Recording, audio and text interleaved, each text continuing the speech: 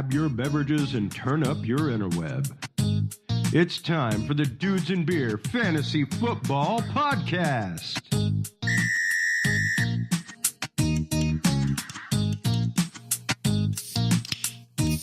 Fantasy freaks and geeks, what is up?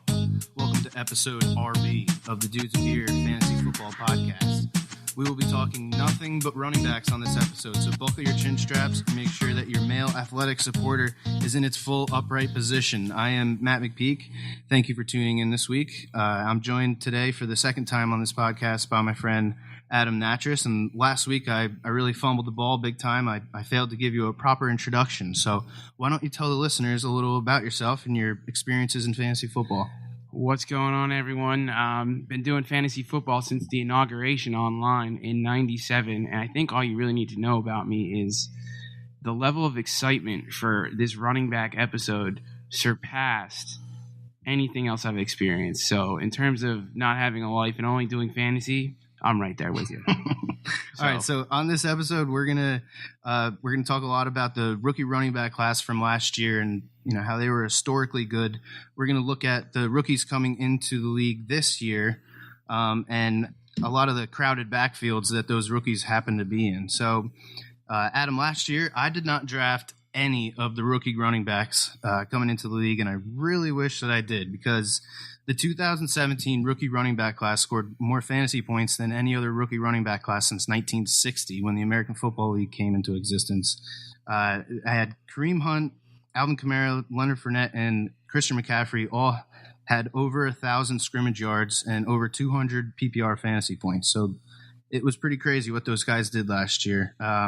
They won a lot of people their fantasy leagues, including your boy across the way here. Nice. Ask me which running backs I drafted last year, everyone. Go ahead and guess. Now, to be fair, I shouldn't take credit, because if you remember, drafting Kareem Hunt after the third preseason doesn't count as intuition, because Spencer Ware was already gone. But yeah. I'll still take the win. So the only other year that there was more rookie running backs, the only other rookie running back class that had more 1,000-plus scrimmage yards running backs was 2013. It was Eddie Lacy, Le'Veon Bell, who everybody knows now, Giovanni Bernard, who's definitely going to get drafted at some point in leagues this year, and then good old Zach Stacy and Andre Ellington. So yeah, if you're nervous that these rookies from last year coming in, into their second year, that they're going to regress, or that there's no way that they can match their production from last year, let me ease your worries a little bit there, bud. Hey, just easing the tension, baby. Just easing the tension. I went back and looked at the stats for those five guys from their following season, 2014, and only one of those five backs failed to reach 1,000 scrimmage yards for the second year, and it was Zach Stacy, who went from 1,114 total yards to 445. So in his defense, his carries were pretty much cut in half, which I don't see happening to any of the second-year running backs this year, which is Kareem Hunt, Alvin Kamara, Leonard Fournette, McCaffrey. So you're forgetting a big name there too, Dalvin Cook. There he is. Yeah, well, he was, he had that injury, and he was on pace to do it too. So it would have been a fifth one for sure.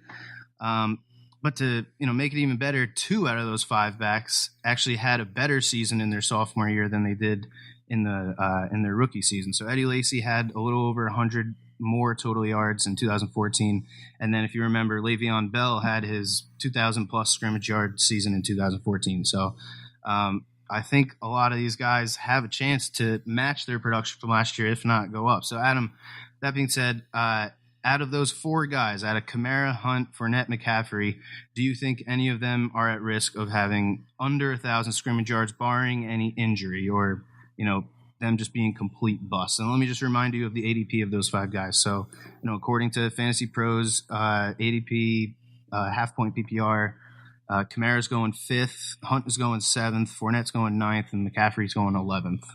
So just like last week, I'm going to answer your question without a straight answer, with a little curveball to it. The reason I said Dalvin Cook, I know he doesn't technically fall on that list from last year, is because the answer, no, I think they all reach 1,000. But in terms of what you just said, I would replace on that list McCaffrey with Cook, because I think out of those running backs, that's the order it falls in. I think generally speaking, I know they're gunning McCaffrey big, but I think Dalvin Cook is in just such a better spot to have a big year. So I think they do all hit 1,000, but I'm changing the list just slightly. Going to throw the audible and say that I'm going to say that regardless of, they can lie to us and say 400 touches for the 185-pound running back. Give me Dalvin Cook on that offense, especially because I hate the receivers on that offense. Yeah, you said that last week, which I'll was a reiterate surprise it. to me. Yeah, I mean, Kareem Hunt, he'll probably lose a little more work to Spencer Ware this year than he did to the combination of Sharkandrick West and Akeem Hunt last year, who collectively only had 57 touches. So I see Spencer Ware eating into Kareem Hunt's workload a little bit, but I still see him getting over 200 touches, so he should be fine. The Jaguars led the league in rushing attempts last year. I don't see them falling back that much. They're definitely going to be in the top 3 again. You don't give a grown man like Leonard Fournette anything than the bell cow work. I mean, that human being was chiseled out of stone. That's a bell cow. He's one of those dudes that he gets stronger and faster throughout the game. In the fourth quarter, he just beats dudes down. 25 pounds lighter too. Oh, he's going to be a stud. And then the Panthers head coach Ron Rivera said in early June that he wouldn't be surprised if Christian McCaffrey were to reach 200 carries, not touches, but carries. And you got Norv Turner there as the new offensive coordinator. Maybe that's one of those offensive coordinator changes that we kind of overlooked last week. You look back at Norv Turner as an offensive coordinator, and in 7 of his 8 seasons as an offensive coordinator, the lead back on his offense had at least 200 carries. And yes, that includes a guy like LT, who's in the Hall of Fame, but he obviously likes to feature one running back, and he's got one of the best dual threat running backs in the league in Christian McCaffrey. Those type of coaches, hands down, are a fantasy team's best friend. I mean, at the end of the day, you can have all the talent in the world. The running back's not calling to play. So anytime there's a coach that likes to work with a bell cow, chances are, you're going to be in good hands. It's going to be there. Yeah, so let's go over to the rookie running backs coming into the league this year. I know you've spent a lot of time over this past week looking into those guys, and obviously Saquon Barkley is going in the top 10. He's going to be featured with the Giants, and he's in probably the best situation a rookie running back's been in a long time coming into the league. He's got Odell on one side. He's got Evan Ingram as a tight end running up the middle of the field, and he's got a very competent quarterback in Eli Manning. You can say what you want about him. I think he's going to be great on that team, but talk to me a little bit about the rookie running backs coming into this season. All right. So before I get into telling you how I will not be drafting a single one of these fine young gentlemen as of today, before rounds, 8 or 9, I guess. Okay. Now there's an individual I might take a flyer on, but that's just because I like to get a little squirrely. And just folks, so you know, I do numerous leagues for this reason. Just because, like last year, going into it, today a year ago, none of you, and don't tell me you did, with the foresight, we're drafting Alvin Kamara and Kareem Hunt. Admit like I did, you waited till the injury occurred, and then you saw it. So with that disclaimer out, how things could shake up. This year, I really don't like a single backfield as of today for these rookie running backs. I mean, you go through the list, and now remember, we are taking Saquon out of this. Anytime a running back's drafted that high, doesn't count in this conversation. It's the Zeke Elliott factor. You knew what he was going to do. Yeah. Everybody knew he was a solid 4th, 5th pick.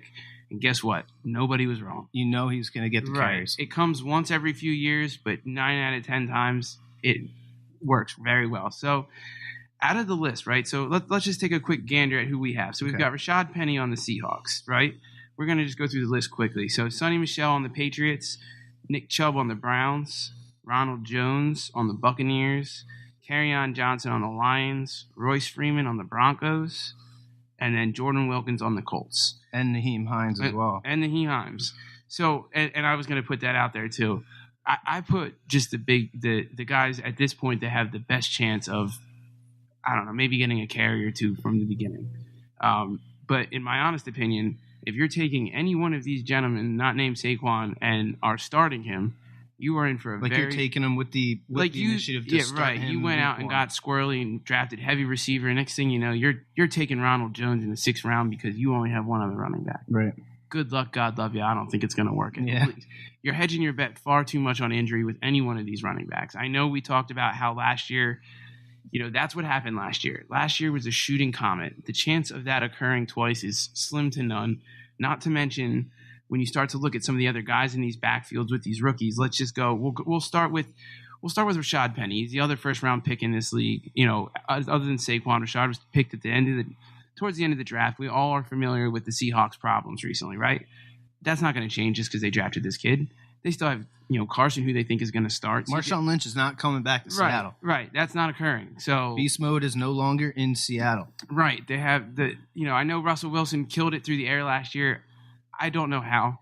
You see that receiving corps. I'm not sold on Doug Baldwin. If you are, good for you. I never have been. So, no, I'm not taking Rashad Penny because you're hanging your bet on an injury to Carson. Without it, it's a wasted pick. And not to mention, he's going to be going into the season with a fractured. It's going to be post surgery, but he's going to be going into the season with an injury. And I absolutely hate drafting a guy and looking at your team after you drafted it and already seeing a questionable on your little red Q there sitting in front of your guy. So. Which is a fantastic transition into the third and final running back drafted in the first round, Sonny Michel. Okay, yeah. And everything we just said, I can recycle except for the part about, the quarterback and the receivers. Tom Brady is the GOAT.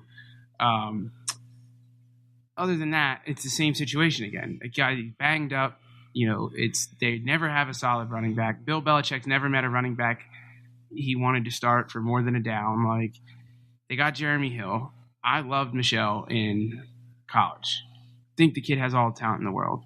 Doesn't matter if you don't get the chance. Yeah, I'm out on him too. I mean, with him missing, it seems like he's going to miss the whole preseason. And with a coach like Belichick and a quarterback like Tom Brady, I don't know how you can win the trust of those guys to get a good enough workload to draft him where he's going right now. Without playing it down in the preseason. I don't see it happening. I think, if you are going to take him, you got to temper your expectations and realize that he's probably not going to produce for you for a good couple weeks. Right, and also don't forget, at one point in time, Deion Lewis was killing it, yet if anybody had him, you still had to hang your bet on James White coming out and having a game instead of him. It's just going to be a mess. We're going to go down then to Nick Chubb. Now, I love Nick Chubb in college. I know Michelle came out towards the end, but I always thought Nick Chubb had a body suited for the NFL. He's another grown man. That being said, Chubb is a handcuff to Carlos Hyde. You're not taking Nick Chubb unless you have other running backs that you're not starting Nick Chubb. Right. So if you're drafting him at the end of the draft. At that point, week 1, useless. Ronald Jones with Tampa Bay. The only person, that offense right now is in such disarray. I understand the hype behind Jones. Look, I was a fan of him in college too. I know the kid's got talent. Talent will only take you so far. Talent is great. Opportunity is better. And the NFL, everyone has talent. Right. So if the talent around you doesn't mesh or isn't there, a la Tampa Bay, it's a cluster. Yeah, you look at that running back depth field right now. You got Ronald Jones, rookie, who hasn't looked all that impressed at where we're recording right now. We've seen 2 preseason games, and Ronald Jones has not looked great in either of them. You got Peyton Barber. They love him, and Jacquizz. Who he was great last year in spurts, but that was only because Doug Martin or whoever else got injured. And then you got Charles Sims, who's going to catch a couple passes out of the backfield, but they're all just going to eat at each other's work. There's not going to be, unless 1 or 2 of them gets hurt, there's not going to be one of them that sticks out, and I don't see how Ronald Jones is going to be worth taking where he's being taken right now unless somebody gets injured. And let's also not forget, too, we're talking about Tampa Bay. Tampa Bay had one legit running back for 1 year that people continued to draft in the first round for the next 5 years named Doug Martin. 1 year, ladies and gentlemen. 20 years. One running back. You know who the number guy was before that? Mike Allstott. Come at me. He was on my fantasy Cadillac team. Williams for a little bit. Cadillac does not count. He was good. Cadillac was the 3rd best running back out of the top 5 drafted that year. The dumbest was, what's his name? The other, who was the one on the Eagles that threw the ball? Why am I from Auburn? Threw the ball. You don't remember? Oh my God! Started on Miami, ran the Wildcat on Miami. Auburn running back Jones. Brown. Was it Brown? So you had Cadillac Williams, Cedric Benson. Who was the other one? It was Jones. Either way, you don't remember on the 1 yard line. So, anyways, past that, again, Ronald Jones not happening. They don't have a main back, never have. Kerryon Johnson. Kerryon Johnson and Royce Freeman. He's an interesting one. I'm going to pair these two up because the situation is slightly different for each of them, but at the same time, each of these two, in my opinion, they have the talent to be running backs. Royce Freeman has to be starting right now. Royce Freeman has a better chance of this occurring because you're really only banking on one thing occurring, and it's happened every other year. Devontae Booker is not a starting running back in the NFL. So, but this is the same team that's gone from Paxton Lynch to Case Keenum, so God knows what they're thinking. Yeah, I want nothing to do with it. Kerryon Johnson, you quite literally, Kerryon Johnson ending up starting is the equivalent to, the White House paperboy ending up as president because everybody else can't do it anymore. The entire, everyone got hurt. There's numerous guys on this team. They still like Amir Abdul. They just signed Blunt. But to be fair, if one person and had the stars align, he's the one that I think would have the best chance. If he ended up if they all started running back and then it was just them, Kerryon Johnson's in the best position to make something of it. Yeah, because you look at, Theo Riddick has had that third down pass catching rule locked down for years. Right. LeGarrette Blount is going to get the goal line work. And is 32. Yeah, and, Amir Abdul is still on the team. If he makes the team, he's going to get a couple carries a game too, so he's going to eat in a little bit into Kerryon Johnson's work. I don't see Kerryon Johnson doing any more than, first and second down work unless, like we were talking about, somebody gets hurt. So. Right. So, yeah, the rookie running back class this year, there's some interesting guys, and probably the guy that I was most comfortable with besides Saquon before he got hurt was Darius Geis. He was the one. He was in a great situation in Washington, Yep. and it really sucks that he tore his ACL, but coming in next year, he'll hopefully be healthy and we'll be able to see what he can do because he was great in college.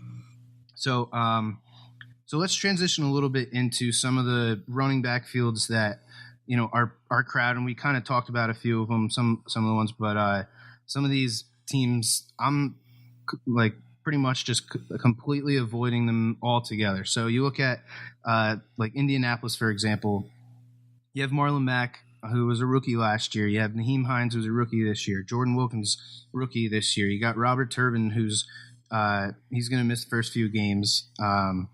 And then you got Kristen Michael, who is rounding out that backfield right now. It's just so crowded. And, we were talking a little earlier, for me, I only want guys that I know are going to get the majority of the carries on their team. And yeah, obviously later in the draft, I'll take some guys that, we'll talk about later, the pass catching running backs, the guys that the majority of their value comes from, their pass catching abilities. But right. That's 5 running backs there that are, and by the end of the season, yeah, maybe Nyheim Hines sticks out because he's maybe the most versatile, or Jordan Wilkins sticks out because he can take the most workload. But I'm just completely avoiding those guys. I don't want feel the that headache. The Colts do this every year too. That they're every year at Indianapolis, they hype up the rookie running back just like they did Marlon Mack last year. No stock in it. Protect your prize-winning quarterback first, and then we'll talk running. Yeah. The other team that I'm pretty much completely avoiding, even though they have great running backs on the team, is the Eagles. I think they were the highest scoring offense last year. They were great. But you got Jay Ajayi, you got Corey Clement, Wendell Smallwood, Donald Humphrey, and Darren Sproles, who they love. They're going to spread the ball around this year just like they did last year. You're not going to see one guy get, over 10 carries a game probably. And you never know what that guy is going to do. I think that's one of the things that made the Eagles so good last year was every one of their running backs is so versatile. They can do a little bit of both. So right.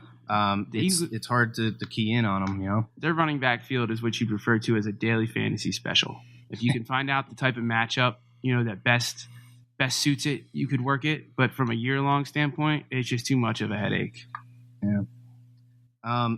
We were talking a little bit about Detroit.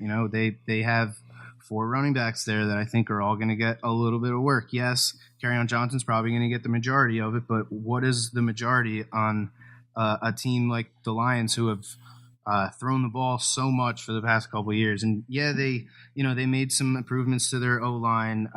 They drafted a center last year. This year they signed I actually like their offensive line this year. I think it's going to be pretty They're good. definitely going to be improved. Right. And, apparently their new head coach there, he's talking about, wanting to really establish the run. So, yeah, maybe they end up running the ball more than they've done in the past. But, I just don't see a solid number one running back coming out of that team. Not a chance. So that's another one that I'm avoiding. So yeah, we talked about New England, we talked about Detroit. Tampa Bay is just another one that's a mess. Is there any backfields this year that you're just completely avoiding, or at least guys that you're waiting for them to drastically fall before you reach for them?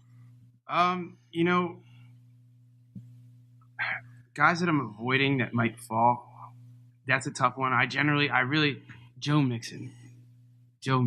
I know there are people that still have a lot of belief in Joe Mixon.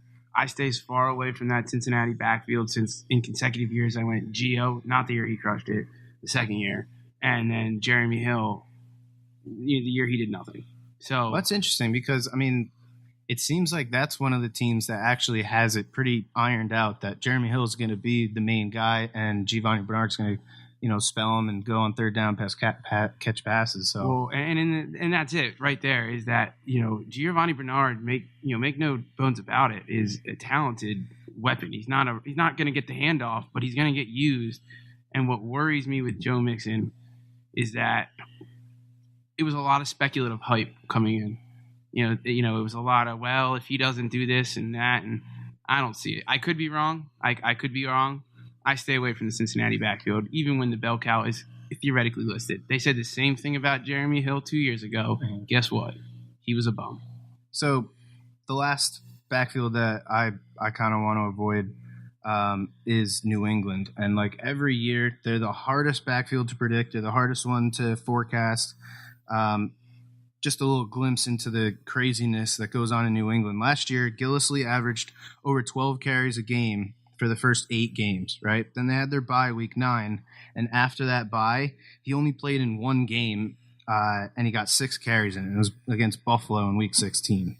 So, to use a guy that much in the first half and then in your bye week to decide, we're just going to, not use him for the pretty much every game but one for the last half of the season. It's just... They're just crazy, man. They got Rex Burkhead. Yeah, he's got a little knee issue right now, so we'll see how that plays out before the season starts.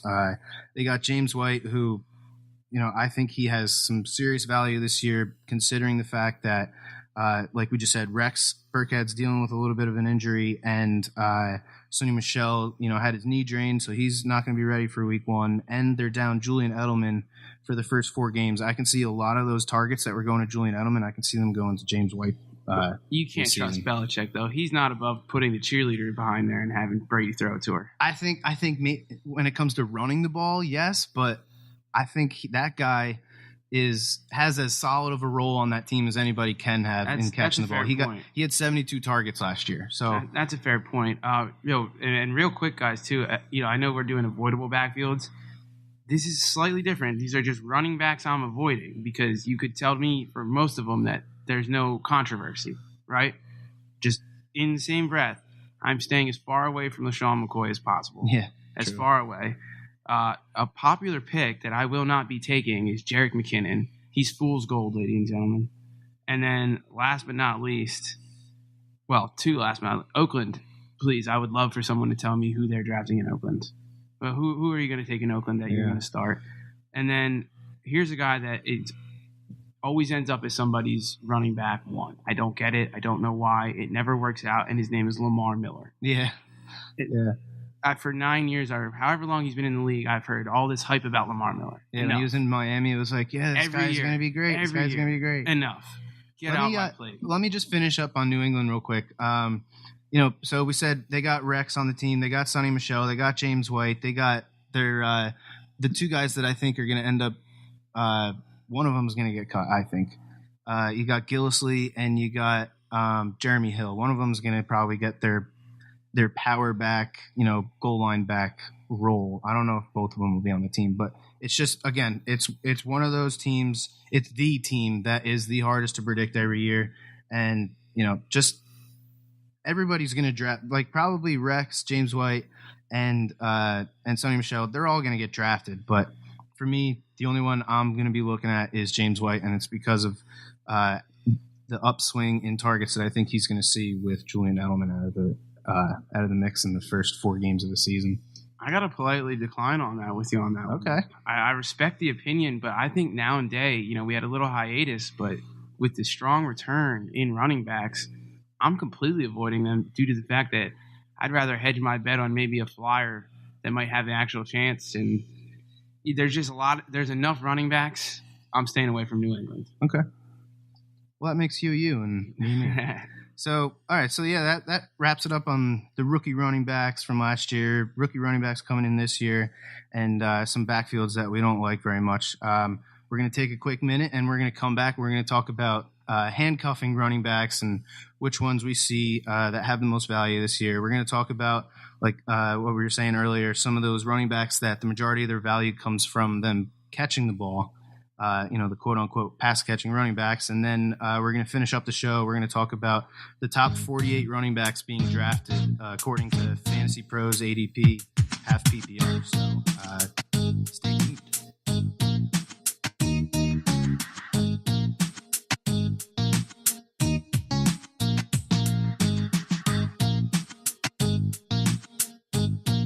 All right, we're back. So we're going to start off talking about handcuffing running backs. So why do you handcuff running backs? What is a handcuff? A handcuff is obviously you take 2 running backs that are on the same team.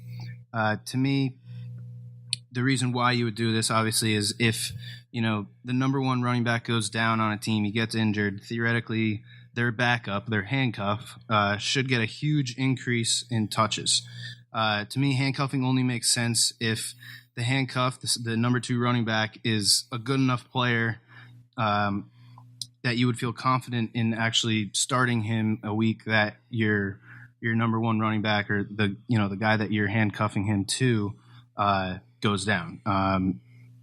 Only if it's the clear-cut number 2, and only if he's got the talent to actually absorb those carries that the number 1 guy is going to be leaving out there with him being injured. So to me, there's 5 guys worth handcuffing. So if you take Leonard Fournette, Zeke Elliott, Melvin Gordon, Dalvin Cook, and or Le'Veon Bell, I think those 5 guys, I think you should handcuff because if you have one of those 5 guys, you're going to start them every single week in your number 1 running back spot, except for the week that they're on their bye.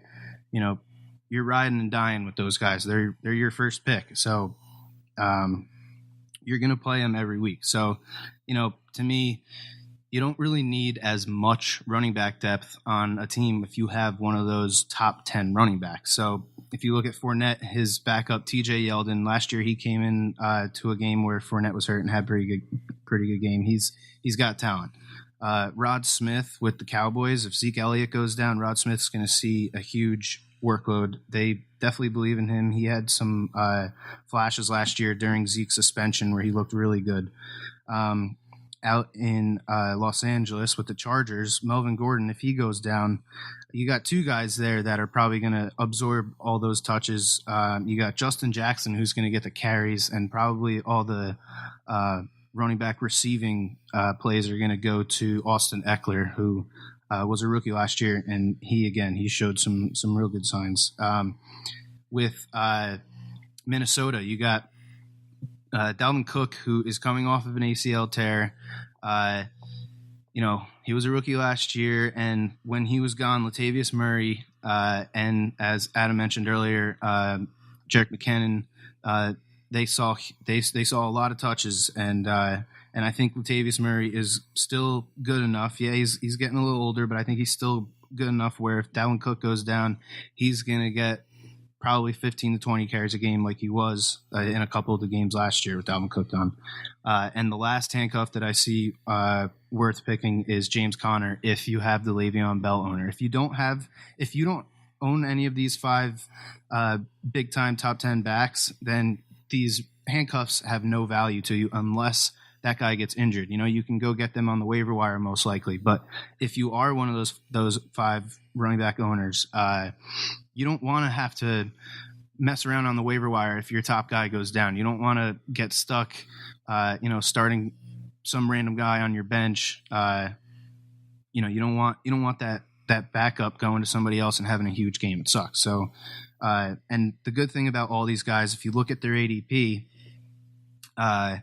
Yeldon, Rod Smith, James Conner, and Justin Jackson are all going well past the 13th round. So if you're in a normal league, 10 or 12 teams, doesn't matter, a normal roster where you have your 9 starters and 6 7 bench spots, these guys aren't even being drafted. So you can easily get them with your last pick. The only guy that's not going, well over the 200 range overall is Latavius Murray, who's going 148 overall, and what do you know, that's in the 13th round. So you can get every one of these guys with your last pick, and the cool thing about that is, if you do end up with one of these 5 running backs that I think are worthy of handcuffing,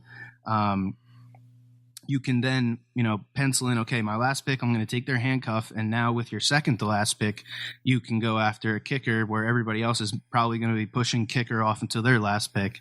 You can theoretically get a better kicker with your second to last pick. So it has its advantages to you. You're going to be playing these top 5 guys every week in your number 1 running back spot. So why not handcuff them in case they go down to a guy that is going to get that workload? So Adam, how do you feel about the whole handcuffing thing? All I can say, especially towards you fantasy experts, sorry for the newer people here, is I refer to this as the D'Angelo Williams rule.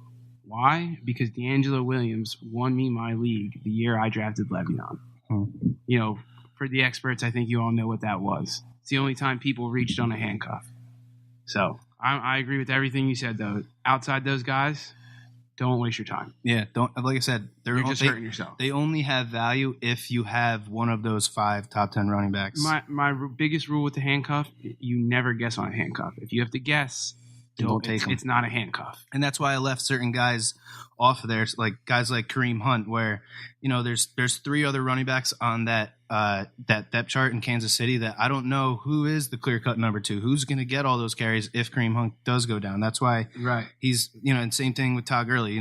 Todd Gurley's probably going to be one of the top 3 running backs in touches this year.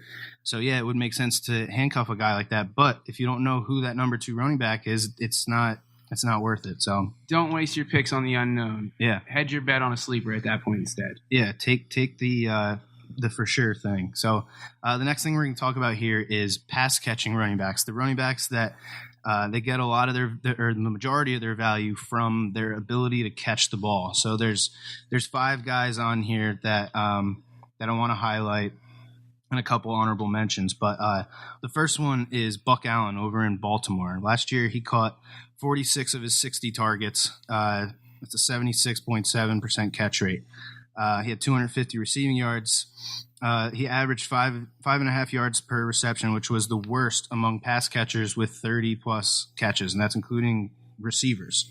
So his production came because he got the volume and not necessarily because of his talent or his ability. And with Alex Collins there solidified as the number 1 guy, they have big hopes for Kenneth Dixon, their other running back there.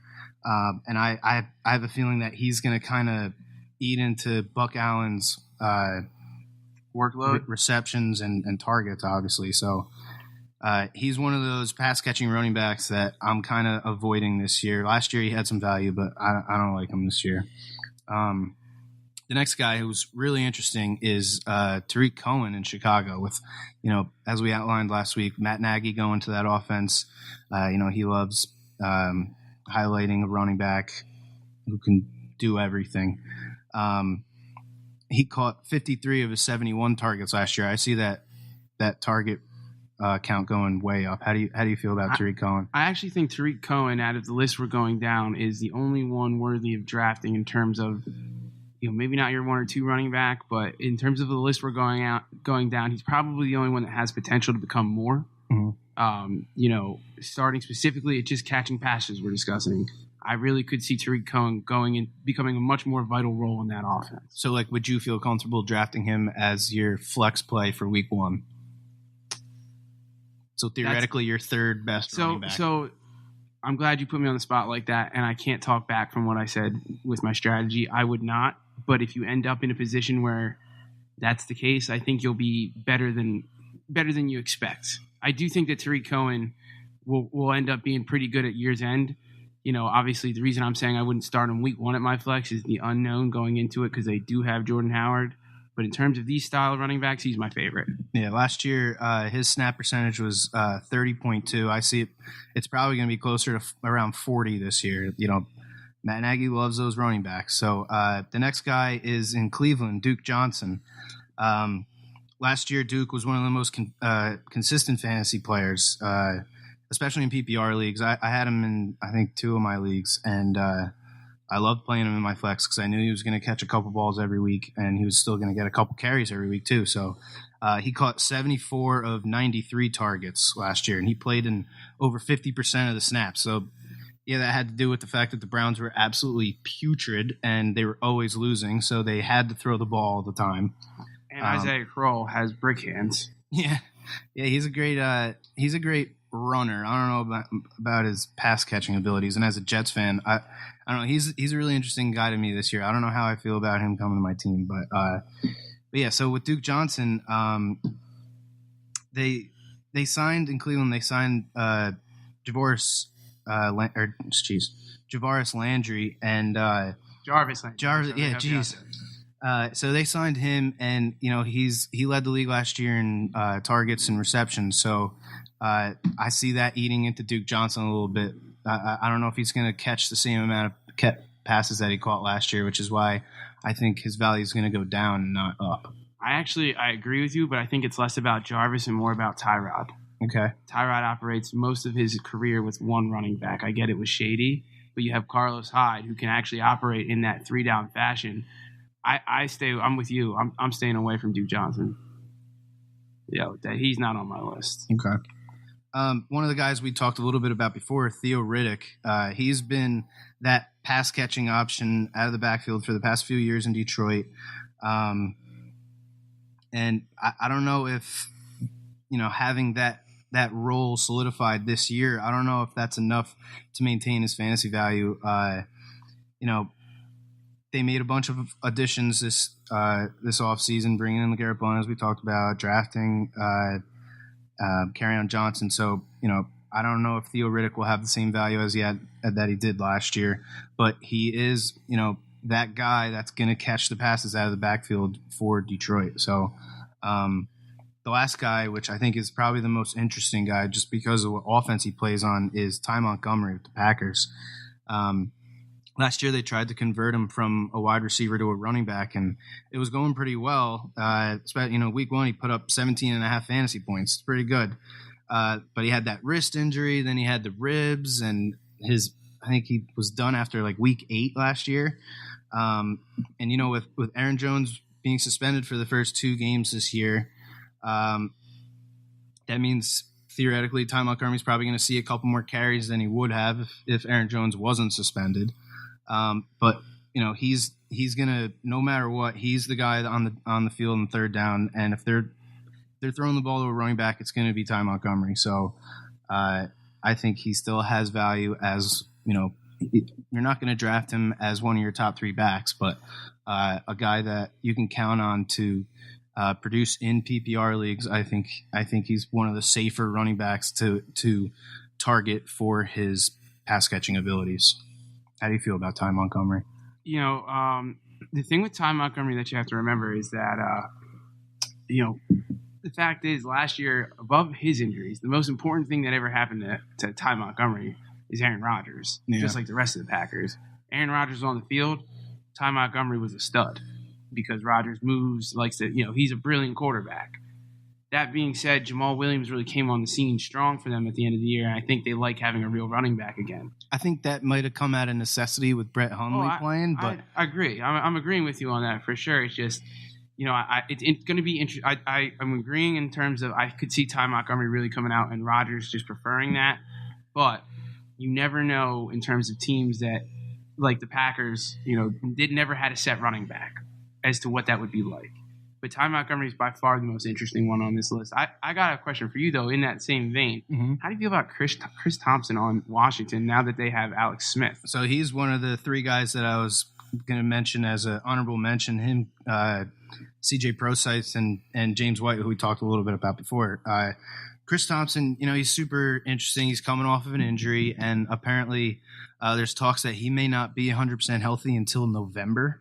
That running back backfield in Washington is just falling apart, man. As I said, they lost Darius Geis in the second preseason game. Samaje Perine went down with an ankle injury. They're saying he's day to day, but going into there's only 2 more weeks left till the season starts, and all these running backs keep getting hurt on this team, and it seems like Chris Thompson's going to be the only one that we can actually count on, him and maybe Rob Kelly. He slimmed down a little bit this season, so that's actually why I posed that question to you, and I just wanted to put that out there. I knew you were going to make that honorable mention, so I'm sorry for spoiling that, because injury side, when he's ready, I believe out of the list we read, I'm putting Chris Thompson up there with Tyreek Cohen. In fact, he could surpass him when healthy, because Alex Smith is a notorious dumper off of the pass. And his receiving corps is terrible. Jordan Reed will be hurt. We know that. If Chris Thompson's healthy on that list you read, I think that's a money bet. Yeah, I mean, with what happened with Darius Geis, it looks like unless they sign a guy, like Adrian Peterson or DeMarco Murray or Jamal Charles, one of these guys that's a free agent right now. They did sign Peterson. They did, okay. They did sign Peterson. It's a good point. And I think breaking news. I could see Peterson. You never know a guy at that age, but when Chris Thompson's healthy, I mean, he would complement him fantastically. Yeah, that would be, wow, damn. That should be good for them, man. But yeah, I mean, Thompson should still catch he should get at least 6 targets a game no matter what. And even if Adrian Peterson's on the team, because Peterson's never been a highly targeted running back. You saw last year with New Orleans, there's a reason why they got rid of him, because he's not very versatile, especially at this stage in his career. So yeah, that's going to be interesting to see how that backfield shapes out over these next couple of weeks with guys getting hurt and with Chris Thompson probably not going to be ready to go in week 1. If he is, he's definitely not going to be 100%. So all right, so that wraps it up with our handcuffs and our pass catching running backs. So when we come back, we're going to be just running down the list of the top 48 running backs. That's in a 12-team league. That's the top 4 running backs for each team. So, again, we're going to go off of Fantasy Pros ADP, half PPR, like we have been for the past 2 weeks. And, when we come back, we'll rock it with the top 48.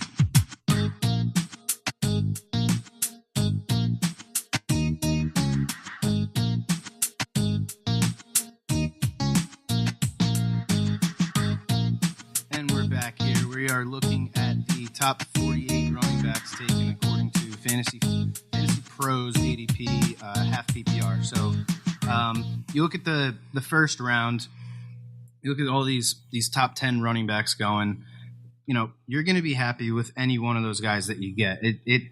These first 12 running backs taken, when you go from Todd Gurley down to Devontae Freeman, you're going to be happy with any one of them. And whether you spend a first-round pick or you wait and hopefully get Dalvin Cook, Christian McCaffrey, or Devontae Freeman in the second round, they're going to be your number 1 running back. You're going to be happy with them. And which one of those guys you get if you take an RB number with your first-round pick, like we've been suggesting you do, you're going to play him in your number 1 running back spot. It's all dependent. Which one you get is all dependent on how your draft goes in the first couple rounds.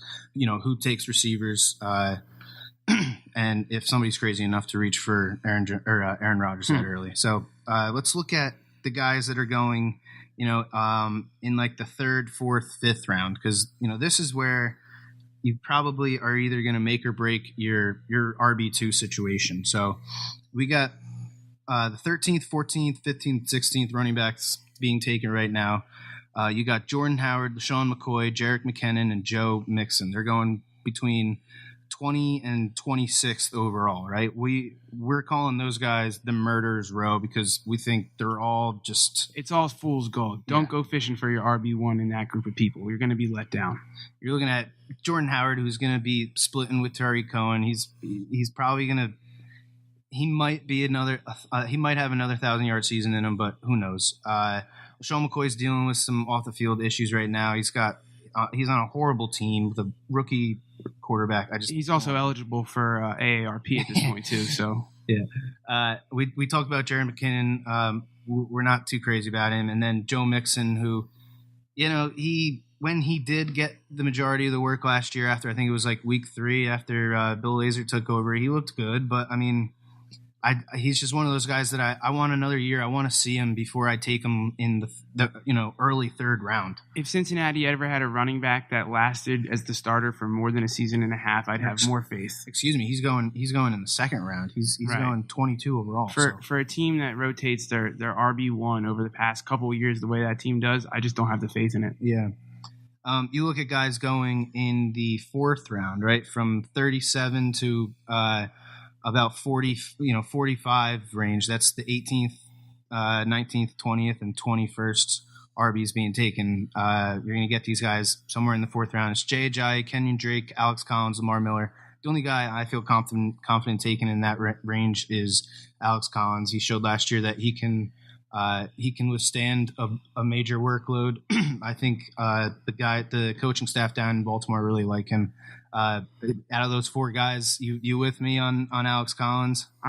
For that answer, yes. But we did we missed actually who I think we both actually talked about this. The best pick we would consider between right in between these two tiers. Running back 20, where we said the fool's gold. So from Jordan Howard all the way down to wherever you want this list to end. I think personally, and I believe you agree with me, the best pick there is Derrick Henry. Yeah. I think he's going to have 17th running back, 33rd overall. He's fine. Hopefully he's finally going to get the bell cow work, right, and he's going to be that guy. Right. Dude of that size with that speed, there's no reason not to. And so that brings us to the 5th round. Guys going around 49th through 60 range. You got the other running back in Tennessee. You got Dion Lewis, who I really like. He's going to be their 3rd down back. He's going to catch passes. He's going to get plenty of carries. I like that value. I think that tandem is going to be great this year. He's going 57th overall as the 24th running back taken. That is, to me, a fantastic pick in the 5th round. Then you look at a guy really interesting to me, 22nd running back taken, 49th overall, Mark Ingram. He's suspended for the first 4 games. He's got his bye week 6. So that means out of his first 6 games, you're only going to get to play him in week 5. And I think the matchup is, I think it was like Carolina, which is, it's not great. It's not bad. But to take a guy in the 49 range, so that's the beginning of the 5th round, to take a guy that he's going to sit on your bench for the first, he's going to play once in the first 6 weeks. He's going to be eating up a spot on your bench. So I don't know if I want to take him there, but he does have value if you are patient enough for him. How do you feel about that range of guys from Mark Ingram, Rashad Penny, who we talked about, Dion Lewis, Royce Freeman, and Marshawn Lynch? Those are the guys going in the 5th round. Listen, all I'll say to everybody at this point in time in the draft is that if you're taking a running back that has to start in your team here, you made a mistake somewhere, because I don't like any of those guys as someone I'd have to start week 1. Well, but in terms of a running back drafted here, honestly, I think the one that has the best chance might be Royce Freeman, just based on the competition he's facing. Or it's one of the rookies that I already expressed I don't like. But Mark Ingram depends entirely on Alvin Kamara, because he might be a 3-down back that perfectly fits what they're doing, like we saw last year. And if he is, you're going to see the same outcome. Yeah. So, I'm going a rookie here because I know too much about the other guys that prevents me from wanting them. Okay. Let's go to the guys going in the 6th round. So that is, Ronald Jones, who we talked about, Sonny Michel, Telvin Coleman, Kerryon Johnson. They're going as running backs 27 through 30. And that's 2 of the rookie running backs that we talked a little bit about earlier. Telvin Coleman, he's a guy that going 69th overall, that's right towards the end of the 6th round. He's got standalone value, but to me, like, if something were to happen to Devontae Freeman, that guy is going to get so much work that he's worth taking, but I don't know if he's worth taking in the 6th round. Maybe if he falls to the 7th or 8th, I'd be willing to take him as a dart throw. Right. Tevin Coleman is essentially the best handcuff that you don't need. He's the best handcuff that has the most standalone value, Right. I feel like. Right. So I agree. If you're getting Freeman, you might want to reach on Coleman. Otherwise, if you don't have Freeman, you're just hedging your bet again. And that's one of those, like, if you take Freeman. Yeah, you want to go get Coleman. Yeah. You almost have to. Yeah. So go ahead. I'm sorry. Then let's look at the guys going in the 7th round. So that's Rex Burkhead, 31st running back taken. He's going 76 overall. He's got that knee issue we talked about a little bit. He's in a crowded backfield. He's a running back on the Patriots, so it's going to be impossible to predict, what games he's going to be great, what games he's going to do nothing.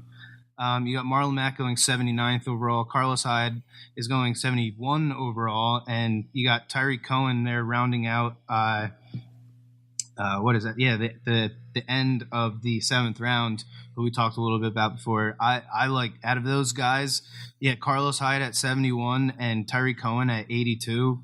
I think either is a great pick there. I'm with you. I think those are the best 2 names. I think those are probably going to be 2 out of the group of guys that outperform their ADP. I think those are going to be 2 of the guys that are right there at the top. I personally think that those 2 names are better than anyone we've said since Derrick Henry. So that's where I stand with them.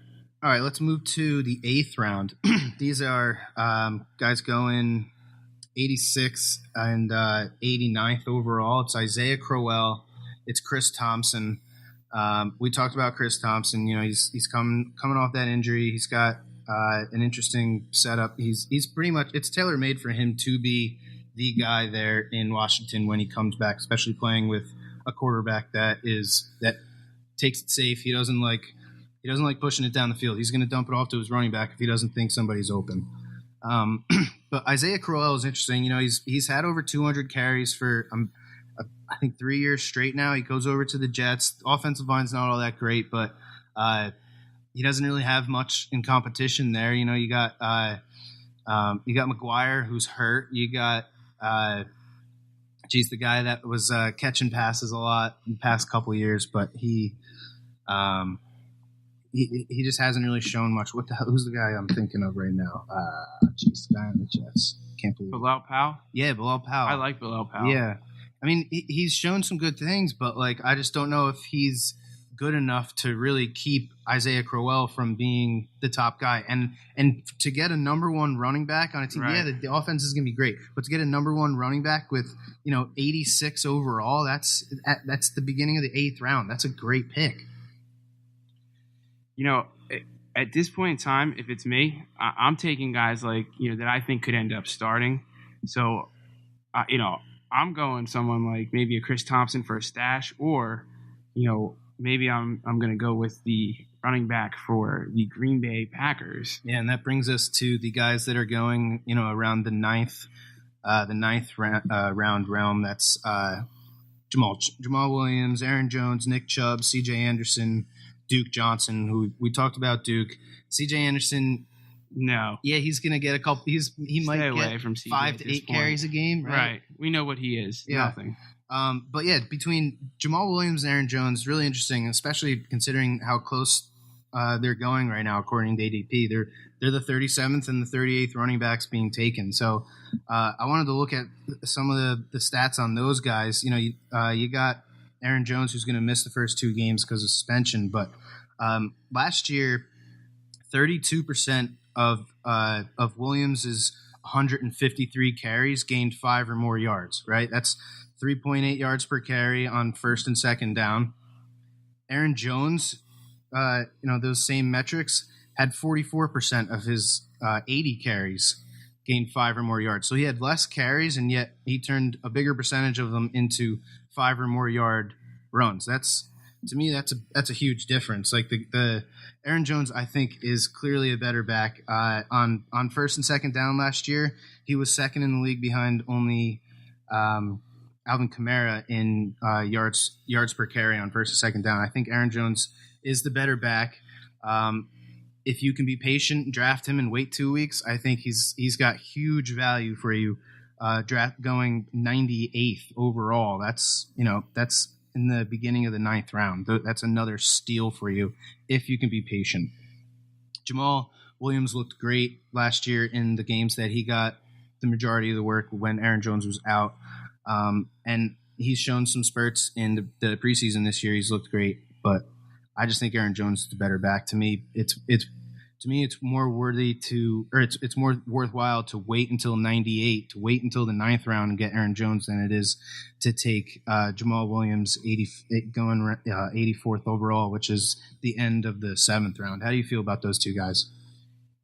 Honestly, like I said, I would probably take a flyer on one of them. I think numbers aside, it doesn't matter. It matters on who Aaron Rodgers is comfortable with, and both of those guys' samples come from when Aaron Rodgers wasn't there most of the year. So, actually, you asked that question. I'm going to give you a different answer than you were looking for, because there's one name that I'm drafting from here on out if he's there, as opposed to anyone else we've discussed since maybe Chris Thompson or Tyreek Cohen. And that is Chris Carson, because he's the only name at this point that we know week 1 is starting. Right. So if you're looking for somebody to play, Chris Carson, go with the sure thing. And he is going 111th overall. He's the 42nd running back going. That's in the 10th round. Again, a starting running back that late in the draft. Right. It's unheard of. It's a steal. Other guys going in that 10th round range is Ty Montgomery, Garrett Blount, Corey Clement. We already outlined that LeGarrette Blount is probably nothing more than a goal line back. And yeah, sometimes those guys are valuable in certain weeks, but to start your season off with a guy that's probably only going to get maybe 3 to 5 carries a game, it's dumb. And Corey Clement looked great last year, but again, he's on a team that has 5 running backs, and that team showed last year they want to spread the ball around. They don't want to give one guy like the majority of the work and give other guys nothing. So they're going to spread that ball around. Corey Clement, again, great player. I don't know if he's worth 120 overall, which is the end of the 10th round. It's a coin flip. He's a dart. If you want to take him, go ahead. But to me, I'm not waiting on him to count on him as a starting running back on my team. Other guys going after that, you got 3 guys left in the top 48. They're going in the 11th round. Latavius Murray, who we outlined earlier, Deontay Foreman, and Devontae Booker. 2 guys that, to me, they're just...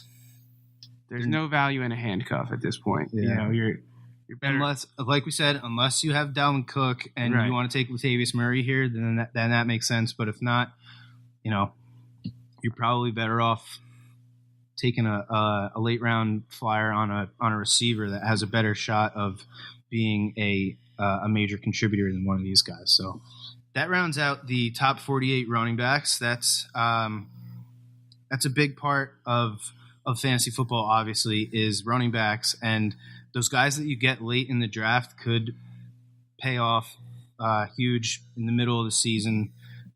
So don't sleep on those late round guys. The end of your draft is just as important as the beginning of your draft. So, like I said in the first episode, if you can figure out what your draft slot is, look at the ADP of guys going around your draft slots and figure out what guys you like, what guys you don't like, so you have an idea of, what to do in those later rounds that can really make or break your season. So thanks again for tuning in for this week's episode of the podcast. Adam, thanks for coming on again. I appreciate it, man. Hey, it is always my pleasure to share my just extensive knowledge. And to all you listening, you're welcome. Next week, we're going to talk about wide receivers. We're going to dive into wide receivers just like we did with running backs this week. We're going to talk, wide receiver, cornerback matchups. We're going to talk targets. We're going to talk guys that are number 1 or number 2 receivers on their team. And we're really going to dive into what guys have the most value. So tune in next week. Thanks a lot, guys. Take it easy.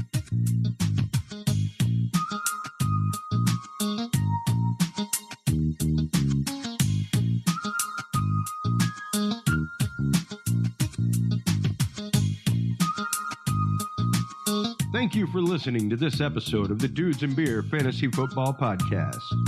To listen to our episodes or chat with us live, download the official Dudes and Beer app, available on Android and iDevices, or visit us online at dudesandbeer.com. You can also find all of our episodes on Breach.tv, iHeartRadio, Spreaker, SoundCloud, or your favorite podcast service. Dudes and Beer is a proud member of the HC Universal family of podcasts. For more about our sponsors, podcasts, and other content, visit hcuniversalnetwork.com or download the free HC Universal Network app. Thanks for listening, everybody. And until next time, drink responsibly.